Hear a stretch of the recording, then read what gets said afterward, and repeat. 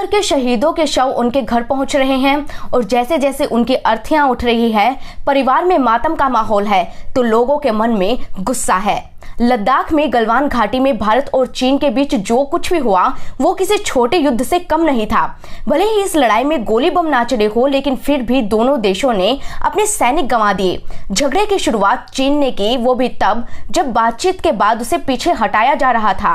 हाथ डंडे पत्थर की ये लड़ाई इतनी भयानक थी कि कई सैनिक घाटी से ही नीचे गिर गए। क्या हुआ था उस शाम, ये हम आपको बताएंगे। साथ ही ये भी बताएंगे कि कैसे भारत के सैनिकों ने साल 1967 में चीन के सैनिकों की जमकर कुटाई की थी। तो चलिए शुरू करते हैं।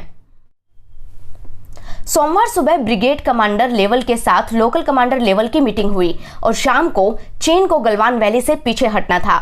वहां पर 10 से 12 चीनी सैनिक ही थे उस वक्त, लेकिन अचानक वहां पर बहुत सारे सैनिक आ गए और भारतीय अफसरों और सैनिकों पर धावा बोल दिया। भारतीय सैनिक चौंक गए, उन्होंने भी जवाबी हमला किया और आधी रात तक बेहद हिंसक झड़प हुई। ऐसा नहीं है कि ये सब कुछ अचानक हुआ हो, चीन ने इसके लिए पहले से ही प्लानिंग करके रखी थी। चीन ने भारतीय सैनिकों का पता लगाने के लिए थर्मल इमेजिंग ड्रोन का भी इस्तेमाल किया था। चीन को हटना तो पीछे था, लेकिन उसने LAC पर सैनिकों का जमावड़ा लगा रखा था। भारत की तरफ से जब संतोष बाबू ये देखने गए कि चीनी सैनिक स्टैंड ऑफ स्थिति से हट गए हैं या फिर नहीं, तो वो चीनी सेना के कैंप्स को देखकर हैरान रह गए। लेकिन चीनी उन्हें देखकर भड़क गए और भारतीय सेना पर हमला कर दिया। भारत के जवान कम थे और चीन के करीब 700 से 800 जवान वहां जमा हो गए थे। एक एक भारतीय जवान ने 5-5 चीनी सैनिकों का मुकाबला किया और चीन के 45 सैनिक इसमें घायल हो गए। भारत के मुट्ठी भर सैनिक और चीन के सैकड़ों सैनिक, फिर भी चीन के सैनिकों पर भारत के फौजी भारी पड़ रहे थे। ऐसा पहली बार नहीं हुआ है। इससे पहले सितंबर 1967 में नाथुला दर्रे पर भी भारत के सैनिकों ने चीनी सैनिकों की खूब पिटाई की थी। ये कहानी भी मैं आपको बता देती हूँ। हुआ ये था कि 23 अगस्त 1967 को ये झड़प हुई थी जब भारत नाथुला पर कंटीले तार लगा रहा था, लेकिन चीन के सैनिक इस पर आगे बढ़ने लगे। भारत के सैनिक भी खड़े होकर इंतजार कर रहे थे, लेकिन आगे आकर चीनी सैनिक वापस लौट गए।